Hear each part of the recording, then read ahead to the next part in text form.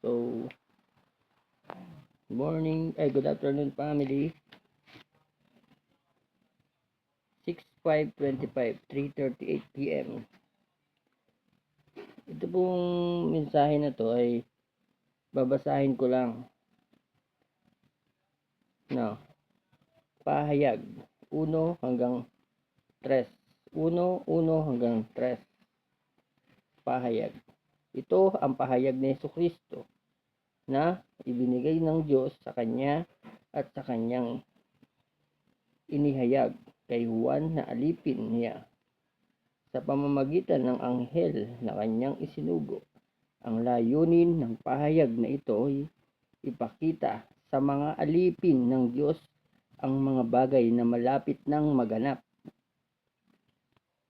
Pinatotohanan ni Juan ang lahat ng kanyang nakita. Ito ang kanyang patotoo tungkol sa mensahe ng Diyos at sa katotohanang ipinahayag ni Jesucristo. Ito, unawain natin to Pinagpala ang bumabasa ng aklat na ito, ang mga nakikinig sa propesiya na ito, sa propesiya nito at tumutupad sa nasusulat dito sapagkat malapit na itong maganap. So, dito ipinapahayag na may mga tao na tumutupad sa nakasulat dito, no? So, kasama na rin ako doon. Ang ginagawa ko ay pagtupad dito sa nakasulat at pagbasa at pakikinig sa propesiya na ito.